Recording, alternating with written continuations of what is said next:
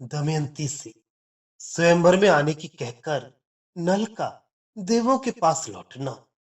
इसके बाद मैं जिस दूत कार्य के लिए आया था वह पूरा नहीं हुआ, अपितु मुझे अब देवों का प्रतिपक्षी बनकर स्वयंवर में आने पड़ेगा।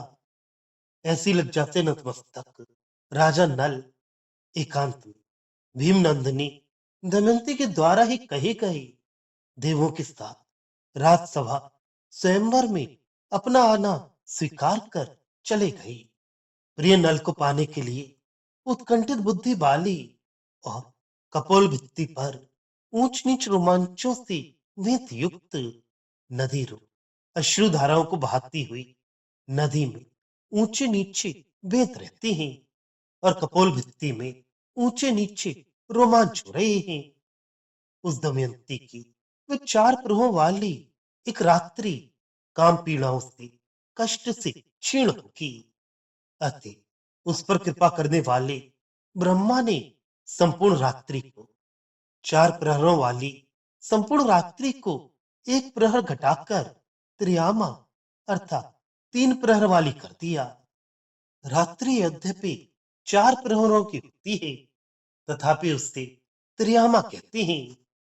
तो गृहिणी दमयंती के लिए चार प्रहर वाली एक रात्रि को भी व्यतीत करना दुष्शक्य जानकर कृपालु ब्रह्मा ने संपूर्ण रात्रि को चार प्रहर के स्थान में तीन प्रहर का बना दिया है।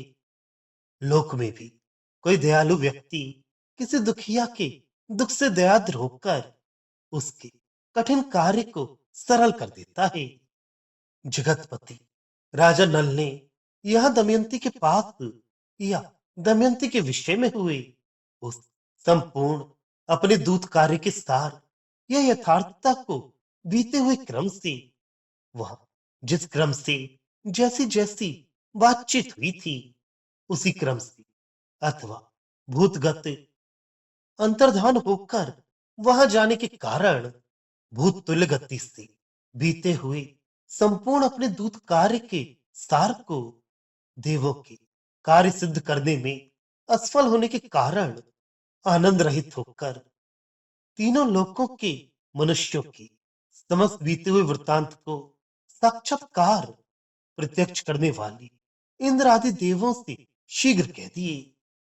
अर्थात तीनों लोकों के लोगों के बातों को प्रत्यक्ष करने तथा निष्कपट होकर समस्त बात स्पष्ट कह देने से इंद्र आदि को नल पर संदेह करने या रुष्ट होने का कोई अवसर ही नहीं आया।